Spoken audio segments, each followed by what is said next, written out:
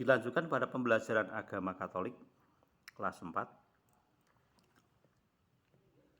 Materi tentang Tuhan mengajarkan tentang perumpamaan-perumpamaan.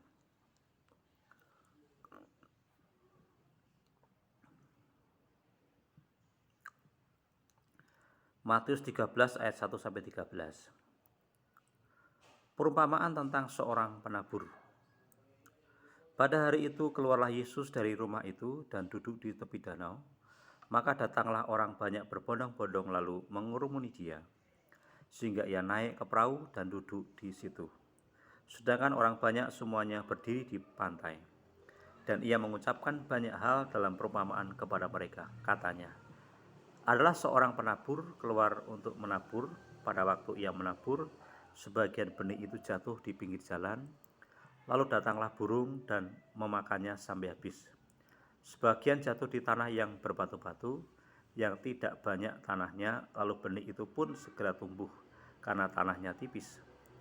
Tetapi sesudah matahari terbit, layulah ia dan menjadi kering, karena tidak berakar.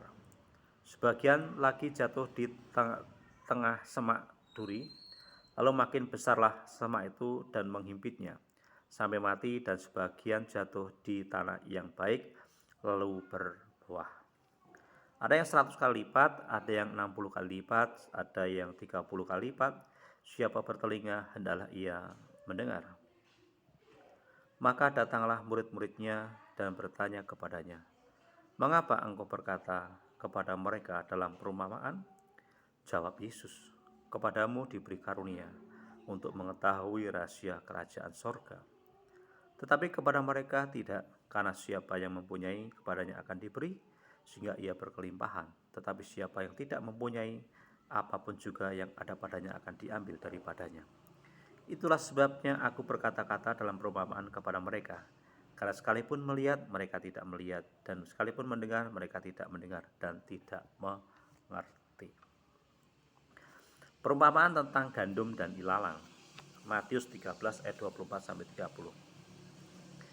Yesus membentangkan suatu perumpamaan lain lagi kepada mereka. Katanya, hai hal kerajaan surga itu seumpama orang yang menaburkan benih yang baik di ladangnya. Tetapi pada waktu semua orang tidur, datanglah musuhnya menaburkan benih ilalang di antara gandum itu lalu pergi. Ketika gandum itu tumbuh dan mulai berbulir, nampak jugalah lalang itu.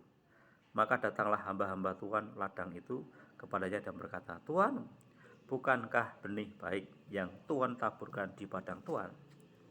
Dari manakah lalang itu? Jawab Tuhan itu, seorang musuh yang melakukannya. Lalu berkatalah hamba-hamba itu kepadanya, jadi maukah Tuhan supaya kami pergi mencabut lalang itu? Tapi ia berkata, jangan, sebab mungkin gandum itu ikut tercabut pada waktu kamu mencabut lalang itu. Biarkanlah keduanya tumbuh bersama sampai waktu menuai. Pada waktu itu aku akan berkata kepada para penuai, kumpulkanlah dahulu lalang itu dan ikatlah berbekas-bekas untuk dibakar. Kemudian kumpulkanlah gandum itu ke dalam lumbungku. Anak-anakku sekalian yang dikasihi oleh Tuhan Yesus Kristus, jadi Tuhan memberikan pengajaran tentang kerajaan Allah. Ada sini sampaikan perumpamaan tentang seorang penabur dan perumpamaan gandum dan ilalang. Nah, firman yang kita pelajari tadi berbicara tentang benih, ya. Benih yang baik itu akan bertumbuh, berbuah, dan berkembang ketika benih itu jatuh di tanah yang baik. Tetapi ketika benih itu jatuh di tempat-tempat yang tidak baik, maka benih itu akan mati. Ini sebuah gambaran tentang kerajaan Allah. Jadi kerajaan Allah itu diumpamakan seperti seorang penabur benih. Nah, ketika kehidupan kita ini percaya kepada Tuhan, sungguh-sungguh kepada Tuhan, mencintai Tuhan, taat kepada firman-Nya, hati kita lemah lembut dan sebagainya, ketika ditaburi benih firman, maka firman itu akan hidup, bertumbuh dan berbuah. Begitu pula Tuhan mengajarkan tentang perumpamaan tentang gandum dan ilalang. Ada seorang penabur yang menaburkan di tanah yang baik. Kemudian ada juga penabur yang lain, yaitu pertama penabur benih gandum. Yang kedua, ada juga benih ilalang yang ditaburkan. Kemudian si bujang ini berkata, "Tuan, bukankah yang kita tabur tadi adalah benih yang baik? Tapi kenapa tumbuh ilalang?" Ada seseorang yang menaburkan ilalang. Terus, bolehkah kita cabut yang ilalang itu? Biarkan tumbuh bersama-sama. Kalau dicabut ilalangnya, nanti gandumnya akan katut. Maka akan bisa kelihatan ketika hasil akhir tentang benih yang ditabur itu. Kalau itu taburannya adalah benih gandum, maka akan keluar bulir-bulir gandum. Tapi ketika ilalang ya akan keluar semak-semak. Nah, itu artinya bahwa dalam kehidupan kita ini kadang-kadang ketika kita mau berbuat baik begitu, kadang-kadang ada bisikan-bisikan yang dari setan itu untuk membujuk kita supaya kita jangan itu. Nah, anak-anak sekalian, maju terus dalam hidup kita untuk kita melakukan sesuatu yang baik, yang mulia, yang agung, ya.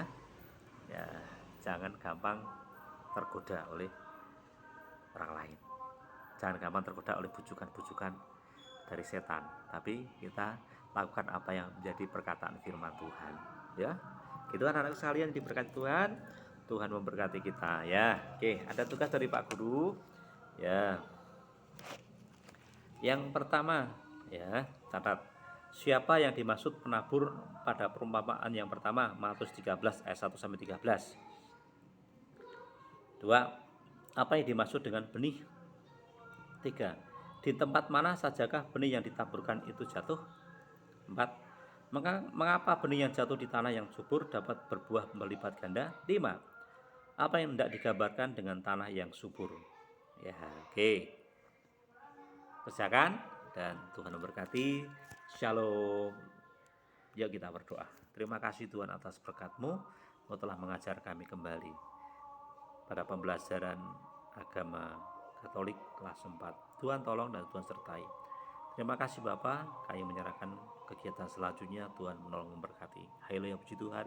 Amin. Ya, pesan Pak Guru, tetap jaga kesehatan, pakai masker, cuci tangan, dan jaga jarak. Salam sehat, salam berkat Tuhan. Amin. Tuhan memberkati kita. Amin.